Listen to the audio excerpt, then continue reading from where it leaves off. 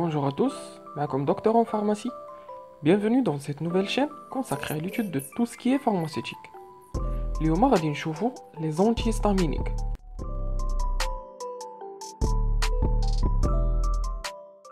Un antihistaminique, c'est un médicament utilisé comme un antagoniste compétitif des récepteurs de l'histamine, qui sert à réduire ou à éliminer les effets de ce médiateur chimique endogène libéré au cours des réactions allergiques.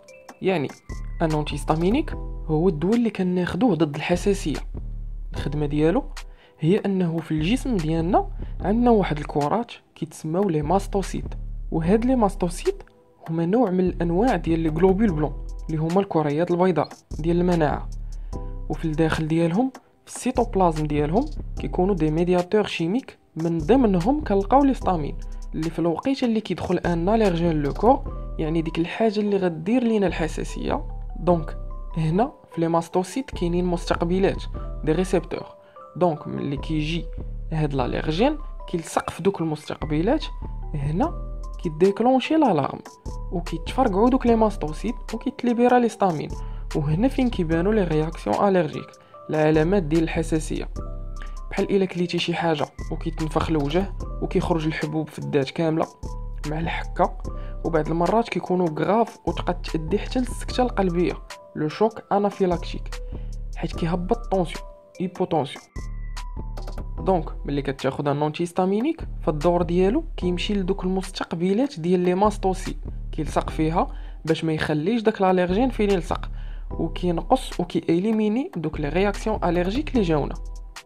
لي زونتيستامينيك كينقسموا لدو جروب اللي هما لي زونتيستامينيك H1 اللي كنختصروها وكنقولوا انتي H1، وكاينين لي زونتيستامينيك H2 اللي كنقولوا ليهم انتي H2. دابا غنشوفوا الفرق بيناتهم.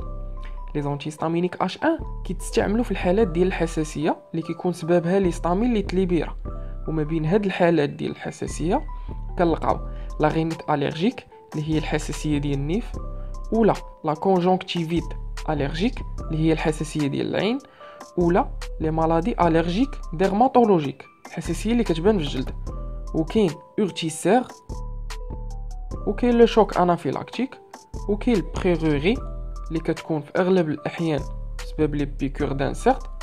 دونك على حساب فين جاتنا الحساسيه، على حساب الشكل ديال الدواء اللي غناخدوه، سوا بوماد سوا فانيد سوا تقطيره الى اخره. وبعض المرات كيتاسوسياو معاهم حتى لي كورتيكويد، بحال مثلا في لاغينيت الرجيك اللي كيتخاد فانيد انتيستامينيك بلس بولفيريزاسيون نازال ا باز دو كورتيكويد. والى لاحظتوا فلي مالادي مازال ما فسرتهمش مزيان، حتى نساليو لي كلاس ثيرابيوتيك وندوز لي مالادي باش كل مالادي تاخذ حقها. دابا ندوزو لي موليكول اللي كنلقاوهم في لي زونتيستامينيك H1. كاين سيتريزين، لوغاتادين، ديسلوغاتادين، بروميتازين، هيدروكسيزين، ليفوسيتريزين، كيتوتشيفين، ميكيتازين، سيبروهيبتادين، اوكسوميزمازين. بالنسبه للابوزولوجي فلي سيرو كيبداو من 2 ans حتى ل 6 ans، كياخذوا معلقه صغيره في النهار ولا 5 مليلتر، من الاحسن في الليل حيت كيرخي شويه 5 مليلتر. ومن 6 سنين حتى ل 12 عام كياخذوا سوا معلقه صغيره 2 المرات في النهار، سوا كيدوزوا الفانيد اللي فيه 5 ملغ. ومن 12 عام والفوق كياخذوا الفانيد اللي فيه 10 ملغ 10 ملغ حبه من الليل. وبالنسبه للموليكول الوحيده اللي كتعطى ابتداء من عام هي الديسلوراتادين، اللي من عام حتى لعامين كياخذوا 2.5 مليلتر اللي في السيرو. ديجا كتكون ديك لا بيبيت كتسهل عليك باش تهز ديك 2 مليلتر، كياخذوها من الليل. اما الكيتوتشيفين السيرو كيتعطى من 6 شهور حتى ل 3 سنين، كياخذوا نص معلقه صغيره 2 مرات في النهار. ومن 3 سنين حتى 14 عام من معلقه حتى 2 معلقات صغار 2 مرات في النهار. ومن 14 عام والفوق كياخذوا معلقه كبيره 2 مرات في النهار. الليفوسيتريزين هادي فيها غير لي كومبريمي اللي كيبداو من 12 عام والفوق، واللي كياخذوا غير حبه من الليل. هيدروكسيزين هذا واخا سي ان انتيستامينيك H1 ولكن عنده ان ايفي هيبنوتيك يعني منوم، و انكسيوليتيك يعني مزيل للقلق. دونك هاد لا موليكول كتعطى غير بون بريسكريبسيون ميديكال. ندوزو دابا لي زونتيستامينيك H2. هادو سو سون دي انتاغونيست دو ليستامين 2. الخدمه ديالهم كتكون على مستوى المعده au niveau des cellules pariétales de l'estomac باش ينقصوا الافراز ديال لاسيد.